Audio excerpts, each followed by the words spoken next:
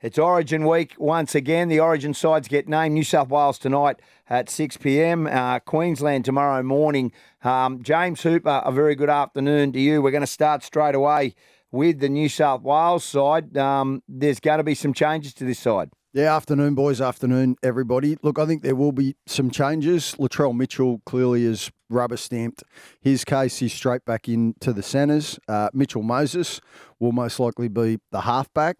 The interesting selection is going to be the Sydney Roosters utility, Connor Watson. So he played 80 minutes last night, was really strong for the Roosters, can play a variety of positions. I think he wins a spot on the bench. Wow. Madge will announce a squad. It'll be 20 players. Dylan Edwards, provided he gets through this afternoon, will be the fullback. And then you're also going to have Matt Burton, Cameron Murray and Hudson Young in that 20-man squad. So the Connor Watson boys selection straight away at 14, that's the real shock. And also having Cam Murray in that squad but not actually in that 17. That's the areas that I go, is it a 20 or it is 1 to 17 and a 3? Well, I think he's going to announce 20, Gordy. Yep. I'd say this will be the side. Edwards, Brian Toto, Latrell, Stephen Crichton, Lomax, Luai, Mitch Moses, Jake Trebojevic, captain, Robson, Haas, Liam Martin, Angus Crichton, McInnes, and then the bench is Watson, Yeo, Lenu, Hamoli. Then you've got those additional 3 players, Burton, Murray, and Hudson Young. Surely Murray's got to be in the best 17 for me. He's not a squaddie, is he? No. So, if you look back at the last squad, Tedesco makes their top 20 squad, but he's too good to just be player 18, 19 or 20. Yeah. So he doesn't get picked, and then obviously he has to come in. So a guy like Cam Murray, he's not there to sort of be around the squad and get experience. He plays or he's not in the squad. So the Cam McInnes would be the bloke, and no disrespect to him. You would think if you compared apples and apples, and this is no disrespect, that Cam Murray comes back into that side. But has he played enough football? I know he came off the bench against Brisbane on Friday night. He was very good once he came on, but he's only had one game. Is that enough, boys? Well, I remember back in the day, Gordy, when Mick Crocker was in the Queensland side as a regular and you were going through that period where you were winning so many series, and he wouldn't play, and then he'd be available, and you'd just pick him. And he would aim up every single time. They're different styles of players, but Cameron Murray's he's one of those players. Look, if you threw all the locks in a blender, it'd probably be Yeo, Murray and Carrigan that probably come out the top. And that's no disrespect to anybody else, but that's the best probably 3 number 13s in the game. And, I think they lacked with no Yeo, even though he was great. He turned into a hit-up forward in game 1 and he was outstanding. He stood in most of the tackles, but I think Murray and Yeo just can do the same job as Cam, but just have a bit more footy in them. Yeah. Well, does he come in for Olakau'atu potentially? I know Olakau'atu was huge off the bench and brings that big power game.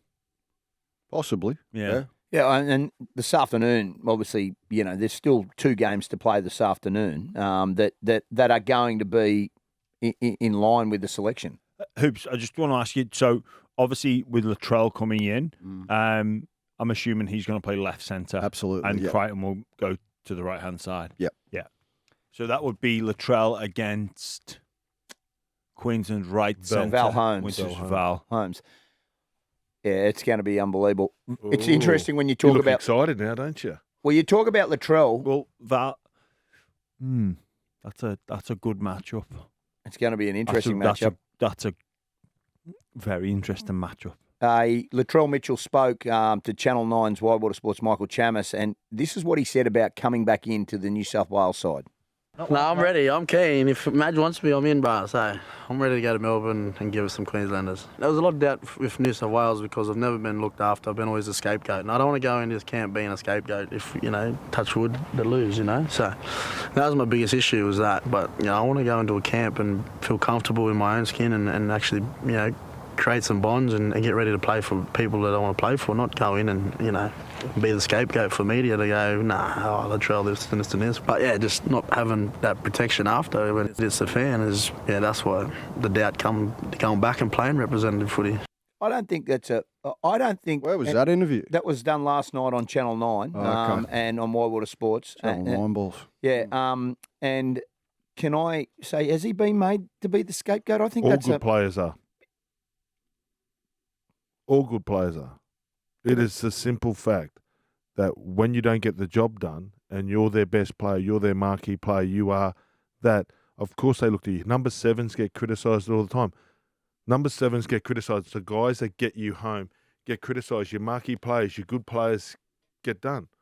There's no doubt. Nico Hines, there's been no bigger scapegoat in a New South Wales jersey in the last 10 years than Nico Hines. He played 12 minutes. hang on. What about Mitch Pearce? Mitchell Pearce he was always He played made to be against the a great scapegoat. Queensland yeah, side. but he wasn't. No. It wasn't Nico warranted. Hines played 12 minutes, got put in a position that he wasn't familiar with, and got hammered. Right, so it happens. That's, mate, whether it's fair or not, it happens. If you're, the Dally M Player of the Year, if you're the marquee player, if you're going out there and you are the guy that's, because do you know what now? New South Wales probably going as favourite, and they think Latrell's going to get us home. So if you want all that hope going into the game, and it doesn't work, there's a bit coming back. I'm going to give Latrell the benefit of the doubt there. I think it sounded as though he was getting led down garden paths with leading questions and whatnot. He's in great form. The last couple of weeks, right? We said a few weeks ago on this show, will Latrell be picked? Well, if he's in form and he kicks the door off the hinges, then absolutely he's straight in, and that is exactly what he's done. He said he wanted to let his football do the talking. The way he tortured Brisbane and picked them apart with his kicking game, with his running game, with his passing Titans game. The week before. Yeah, it was elite. Wow. And he looks in a mood, and when Latrell's in a mood, he can be the best player in the game. So it's good news. Well, all He the was talk, outstanding. The talk of like him wanting to talk with Michael Maguire, and I think they did meet up, or his actions did the talking. I think if you look at the alternatives for who takes over from Suolihi in that centre role, although the sides will swap, Latrell is ahead of, in my opinion, Staggs, in my opinion, Best, and in my opinion, Burton as well, which were the three other front runners. Latrell comes in, the stage is set. He's had an up and down year, a strange season, but I think it's time for him to be the hero for New South Wales. Yeah. That's what it is. Sometimes, but if he's not, sometimes platforms gets laid, and I think with Latrell, not only his performances on the field help, but he will divert attention from other areas of New South Wales selections, and he's able to handle that, and that all part comes with the territory. So the focus now will be on Latrell and not on everything else, which is for me, observing Origin like I do, it isn't just the 80 minutes that gets played, it's all the build-up. This helps New South Wales, that this man, he speaks about being a scapegoat, but he's going to be the focus point in the build-up, which helps other members of the New South Wales squad. That's the advice I'd give him, and it's not just Latrell, it's every kid out there that's playing sport or somewhere in the spotlight. If you want, and Wayne Bennett said it to us, and then I remember this, and it's, if you want the good stories written about you, take the bad. If you like when they're putting you on the front page, if you like when they're doing that, if you like all the promotional stuff that goes along with it, you have to take the odd criticism. Put your scrapbook down, he'd say, right? Don't worry about it. So if you want to go and read when we're losing and the Broncos were losing and, you get carved up in an uppercut, and if you want to read that and take that to heart, well, you got to, don't take the good stuff to heart, or don't take the good stuff and the bad stuff. It's a two-way street, and it's good that he's brought it up, but it is a team game. So sometimes it is unfair on halves, right? I actually thought it was unfair on Nico Hines, but it's part of it. Like when he's there and he's got the promotions and everything's about him and there's all these feature stories and he's doing fashion, that's part of it. You actually just put yourself further and further out there that people want to chip away you. And it's just human nature. Do I like it? No. Did it happen to all of us? Is there a tall poppy syndrome when people? Yes. But that's part of it. Gordy, you make a really good point about the advice from Wayne Bennett, who will be coaching Latrell next year. And it's funny now, whenever a player is out of form or is questioned, it's funny, you hear them talk. I've been off social media for a couple of months. So you're only on social media when things are going well so people can tell you how great you are. Who are you actually doing this for? But you don't want to hear from those very same people to tell you that you're not doing a particularly good job. It's very strange insight into the psyche of some athletes. It's like, Well, why are you going to these people or taking comments from these people that you wouldn't go to advice for anyway about your level of performance? You go and speak to your coach and your teammates. It's a bizarre modern day athlete psyche of, I'm not going so good, I'm going to delete social media because I don't want people to tell me how rubbish I am. And you make a valid point, because when I sit on 360 or this and something comes up, and if it's Lockie Galvin or someone, you end up talking about him, but it's not about him. It's basically, when I sit there, I'm thinking, if I'm a fan, do I like it? If I'm a player, do I like the criticism? The game in general, like clubs, like them, what is fair? And that's how I try to judge. And sometimes, you're not talking about the player, but you're talking about the situation. If they take it to heart, they take it to heart. It's just modern day life now. Everyone's got opinion. Like, if you open up a cafe or a restaurant, Yelp comes on and people will leave you a review. It's like, you just have to deal with it, don't you? Either way. How do you go with criticism, Dobbo? Not well. Ladbrokes. Dobbo's been off social media since 2012. Can I say, Ladbrokes have got New South Wales as rank outsiders already, $2.40. So just to give you some sort of idea. So Well, that's New about South Wales. right. So if they don't win, there's going to be criticism no matter what. Oh, So if they don't win.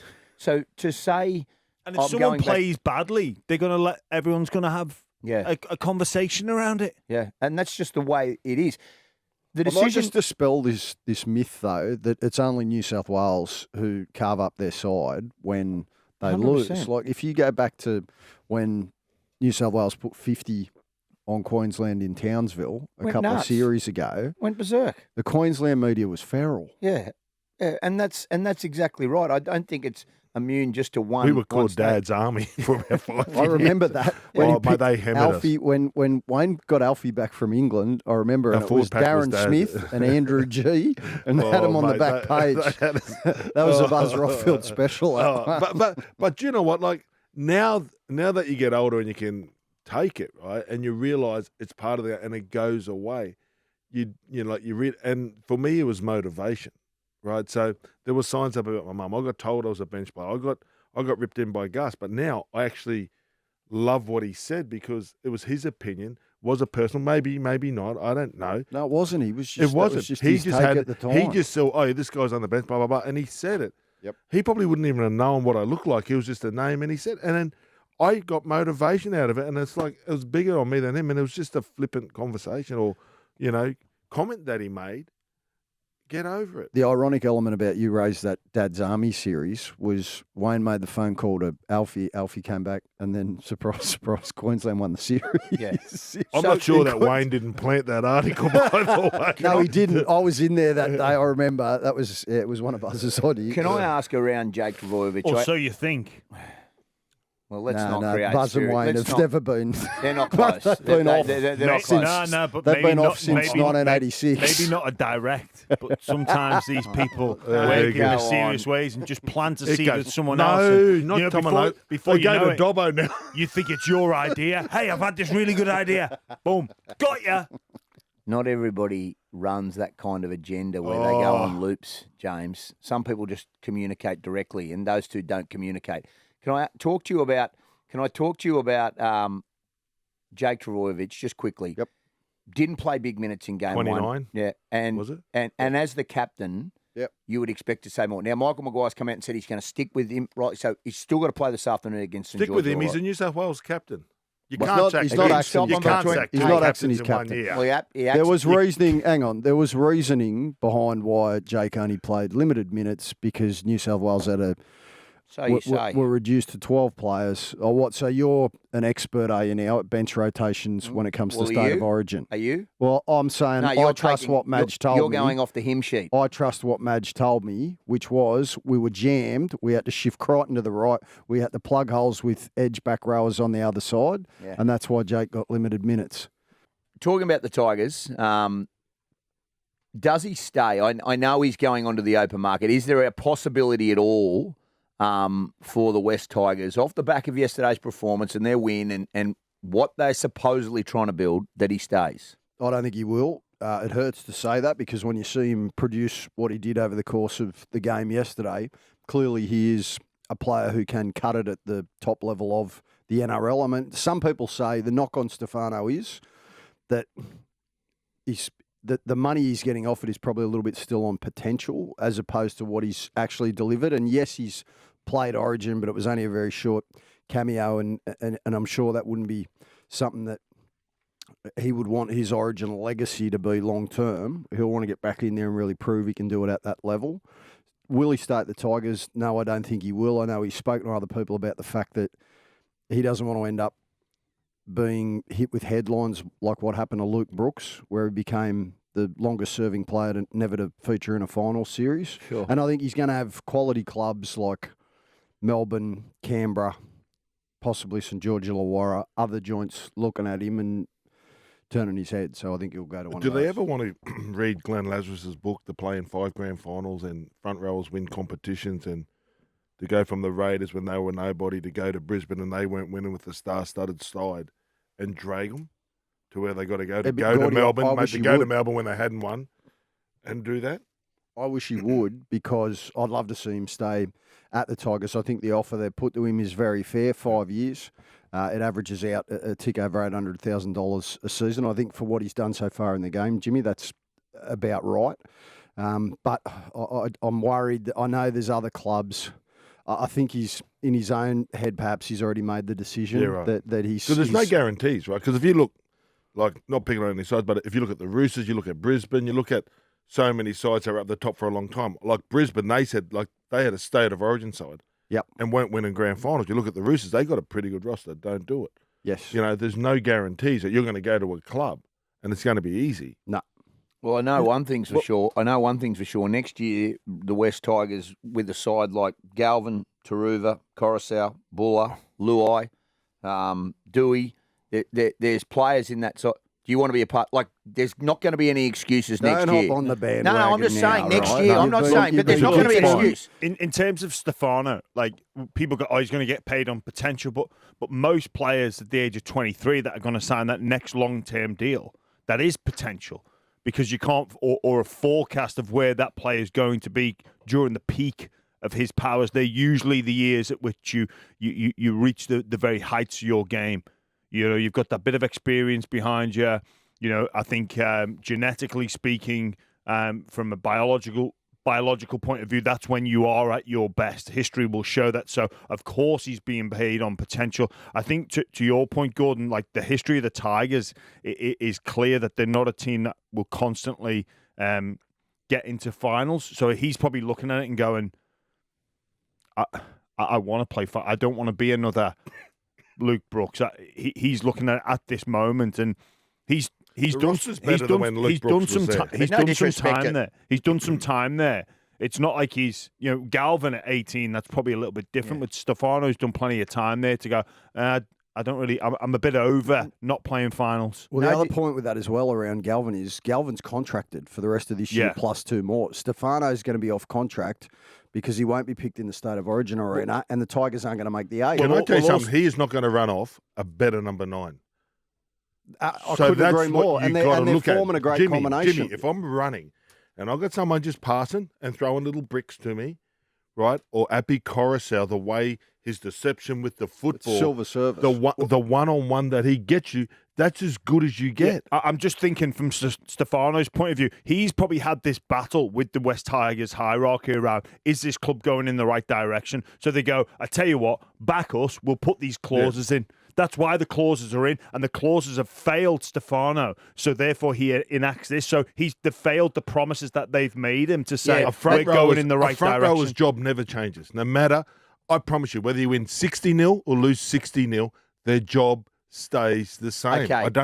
I don't get it. The issue I have, Hoops, with what you said is that he wants to go somewhere that features in finals. Now, the only team, you mentioned 3 teams. You mentioned the Melbourne Storm. I agree with that. You also mentioned Canberra and you mentioned St George. Well, Canberra and St George, no disrespect, are not in the finals every year. The Melbourne Storm, unless he goes to the Melbourne Storm. Last year. Yeah, okay, that's 1 year. Before. Okay, but they haven't competed for a premiership, bar they're in a grand final. I think that was, 18 or 19, they were in a grand final. I don't know. I haven't seen the money from that. Let's not sell that he wants to go and play finals. He's going, there's money involved as well. No, believe me, you're right. The folding's going to be the same. Well, Melbourne's the only place you can go to then. Mate, believe it or not, unlike you, not everyone is driven by folding. Okay, so I Great hope a lot- point. you should So- be. Great point. I concur with you that. should Stacey. be. So, and on your point about the Storm, no, the mail I've got is I don't think he for family reasons, he wants to stay Fair enough. in New South Wales. Fair enough. Yeah. I completely get that. So it's either that means it's St George or Canberra. Well, I think those are two that are certainly in. If you read the papers, they'll Can sign I up to can I eight. just You let know him know Canberra's that's in the not ACT in New South Wales. Sorry, that Like, was bad. sorry. That's, Nation's capital. that's my bad carry. Connor Watson, we now know, is going to be in the New South Wales side. And after playing 80 minutes last night, I understand that he had a breach notice, but the Brandon Smith issue at the Roosters, there is more to play out. Will he be there next year, Hoops? No, I don't think so. No, And that's nothing against. I like Brandon. Okay, I Yep. saw him at the footy last night. I said g'day to him. Brandon's a good fella, and he's a good player, but it hasn't worked. No. We don't know the full story, but when the Roosters make a decision on a player, generally they stay the course and they're ruthless about how they go about it. So I think they'll chip in, and I think Brandon will be somewhere else next year. I don't know where. Well, it'll be interesting to So see. is it about his style of play? Doesn't quite suit the half. I don't think that's all of it. I think that's perhaps a little bit of it, and then there's a lot more to it. So could he end up at the Rabbitohs? Dare to dream. I'm telling you. I know Jeremy Marshall King's going to be Wayne will have announced. him, yeah. Jeremy Marshall King's going to be announced an extension at the Dolphins this week. But That got Wayne, announced last week or the week before. it was mentioned. The club are officially announcing it this week. It hasn't been announced by the club. It's Yeah, been no. broken. Jeremy but it- Marshall King spoke to me and texted me, so Yep. it's done. Okay, it's done. So now Let's just make sure we clip that up, all right? Just in case he backflips. he won't be backflipping. But Wayne tried. The point is that Wayne tried to bring him to. Of course he did. Yeah. He's a damn good player. He's So- one of the best hookers in the comp. These two clubs have done it to each other Yeah. all the time, right? Yeah. Like, and It's not beyond the realms of possibility. yeah, and there's a rivalry there, and they would love to do something like that. Well, Yep. well, and also for Brandon, like the priority is the buy round. So we are based out of Sydney, so he's limited with his options there. So it would be very handy. And it's if closer to the studio it if he would be, goes you know, like he's like if he moves. So on a I'm a serious. big supporter of the buy round, and I'm with you on this. I support the buy round, and I really hope that You've Brandon torn stays it. strips off it repeatedly. Excuse me. For the last... Excuse me. Oh, wow. Excuse me. Well, I I didn't just would like to say that I'm a big fan of the buy round. No, you've come down to Sydney, mate. Let's be honest. You forgot your case got lost, and we've sorted you out with some clothes. I to didn't wear. believe you have 7 mediums. Can we just quickly make a 7 medium. It- Is that it what it's will got? be- 7M on it?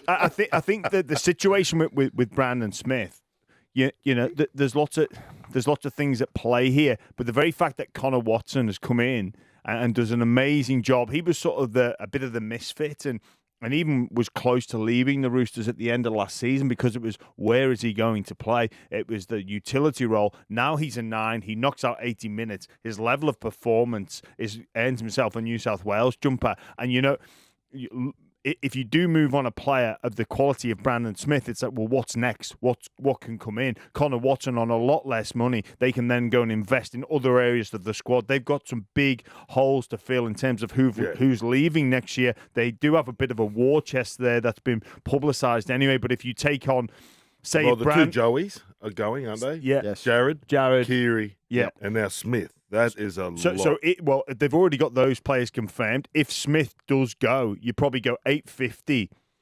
Then you replace that with No, they'll have to chip in. All right? So well, I think next year, there's Jimmy, no way the Roosters will chip in to let him go and play it south. I think you'll find they will. You reckon? Yep. That's the deal. Wow. I think you'll find that. If it is Souths that he ends up going to, right, that's my understanding of where the But he's- situation's at. If he's got a good manager, he does the deal now. He goes, how much are you prepared?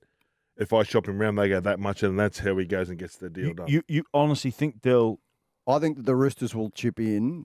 even To just? I could get the understand deal them done. going somewhere else, but I reckon with them and Souths, has that ever been done before? I know players have left and Latrell. gone. Yeah, but they've They didn't left. chip in. They didn't chip They in. didn't chip in. Yeah, it's a fair point. Like you that- know, the that- other twist in this as well is and when you say 'cause- chip in, sorry, is that someone said about 400? Would that be about right? I think that is about right, Gordy. Yeah, it's not set in stone yet, right? But I think next year he's on 900 plus, and I'm guessing that the Roosters would probably throw in about 400. Well, out if of you're getting Brandon Smith for 5s, that's a steal. Yeah, someone's going to take it for sure, but it shows you where the Roosters are at on it. The other intriguing twist is Damien Cook's been linked with St George Illawarra this week, but then I just heard last night out at the footy that the Roosters are also having a look at him. That started to come out this week, late this week, that Damien Cook potentially there's some interest. Maybe a swap. Could be. Who wins that one? Who wins that one out of Souths and the Roosters? They probably both win. Yeah. If anybody's going to, and look, we don't know everything that's going on, but there won't be a breach notice under Wayne Bennett with Brandon Smith. The other thing is with Brandon, I actually think he's a better 13. He's better playing in the middle and then just jumping in a dummy half at times rather than having to do it for 80 minutes or 60 minutes or however long he can do it for. Broncos sliding are in danger. After today, they fall out of the top 8. Now, I understand. I'm just going to give you some stats. They won 13-12 in Magic Round against Manly, and it wasn't. They got out to a 12-0 lead at halftime, got rolled. They then have got to a lead against the Titans, got beaten. They got a lead against Cronulla last week at halftime, got beaten, and they were outplayed considerably on Friday night by South Sydney, improving South Sydney side. I understand no Adam Reynolds at the moment. I understand no Reece Walsh. But this competition is so tight at the moment, and as great a roster as they have, they need to get back. They've got the Warriors, they've got to buy. Yeah, buy Warriors away after Origin, and then the Panthers. And so without trying to be, they are a threat if they make the 8. Do you want to make any bold predictions? No, I'm not, because I support Kevin Walters and I back his coaching and I back what the Broncos are doing. I just think at the moment they are in a real hole and they are in danger at the moment of falling away from that top group of teams that you need to be in when you get to the finals time. Well, look, Coach Walters spoke after the game about focus, and that's been a real issue for the Broncos for the past 4 or 5 weeks, and arguably this season is like, let's be honest, we were at the Titans game. I thought they were the better team. They just lost focus. Yeah. And they have a habit of drifting in and out of games, and I think they're better without Reynolds than they've been in previous years. But with Reynolds, he has this ability with not just how he plays the game, but with his communication to just remind players to stay focused. And when you're kicking to corners and applying pressure for your defense, that helps you remain focused. Adam Reynolds, people don't understand just the small effects, just how the kick to the corner helps you remain focused. They had far too many errors. An early kick. Early kick. Like, they had far too many errors, and early errors as well in terms of the on the tackle count. So there's a big difference between an error on play 4 versus an error on play 0. Yep. Yeah. And they just had far too many of those. They invited Souths down. Souths who, haven't had a great year, but have got a couple of wins back to back. So dangerous time to play them. But the Broncos really, who are in the mix for the top 4, or at least should be, they allowed Souths, there was an element of Souths playing well, but there was also a big element of the Broncos beating themselves. Absolutely. And they can't afford to do that. That's the problem. Like, beating yourself. I reckon they're trying to play too pretty and not gritty enough, Brisbane. And that's, even when they were going through the middle, it was Carrigan, it was Payne Hassan. They were just laying a platform. They haven't been able to do that. Kick off the end of it, get into the game. They're making far too many errors, but they are beating themselves. So it's easy to turn around because it's not as if they're not good enough, but they got to start paying the price. They got to start rolling up their sleeves a little bit more. The Bronx and getting down and dirty and just winning a couple of gritty games. Do you know what we don't talk about enough? And I understand how the salary cap works, but they let Kurt Capewell go because he got a 3-year deal to the Warriors. Now, what he provided, and he was an old footballer, but that leadership when a Reynolds was out. They also lost Keenan Palasia. They still got Pat Carrigan. Yeah, but they lost Keenan Palasia. They lost Tom Flegler, and they lost Herbie Farnworth. They lost 4 premiership players. Well, do you want me to go through the side? It's a star-studded side. Well, then why isn't it working? Well, Penrith lose, Melbourne lose. Well, then why are the other sides, despite the rosters, still going forward? And you can talk about the Melbourne Storm. That's a prime example. They lost Pappenhausen. They had Hughes out. They haven't had Munster. They're leading the competition. are Brisbane at the moment in quicksand. Well, to Gordy and Jimmy's point from only a moment ago, they've self-imploded. That's what's Yeah, but happened. Like, you can trace it back to, let's go back to the second half against Cronulla. They led 12-4 at half-time and had repelled wave after wave of Sharks' attack. Their defence looked really strong, really connected. And then in the second half, they made a couple of unforced fundamental errors, and off the back of that, Cronulla jumped. And it was the same against South. South blew them off the park early, and it was in horrendous conditions. And then by the time Brisbane were throwing it around late in the game, it was too late. How do you get that back, Gordon? Oh, it's easy. It's just individually. It's just hard work. It's working hard. Origin time. Like, don't forget, they might have 5 or 6 blokes out every second week. So it's continuity for them. It's actually going back to what made it work last year for them. I think the absence of Adam Reynolds, you can't emphasise that enough. We saw Parramatta without Mitch Moses and the difference with them. But they're still It's similar scoring with enough Manly. points, as you pointed out. They're just not wanting to defend as as hard as what they've had in the past. And that protect sometimes is when you have a lot of young players in there and young players in the middle, like Willison, as big and as strong as he is. Like, this isn't a knock on him. I've not observed this game, but when you have youth, you can lose focus. Absolutely. And not have that attention to detail, and you can almost get lost in the feeling of the game. So the Titans game is a really good example. You can just get lost in the feeling that, geez, like, you go back and watch the first 10 minutes of that, it looked easy for the Broncos. It was. It looked easy because it was easy. And as a player, a young player, you can get lost in the feeling and not understand that the game, especially now, the momentum can just change in an instant. And what you thought was easy is then now a 10 out of 10 difficulty rating.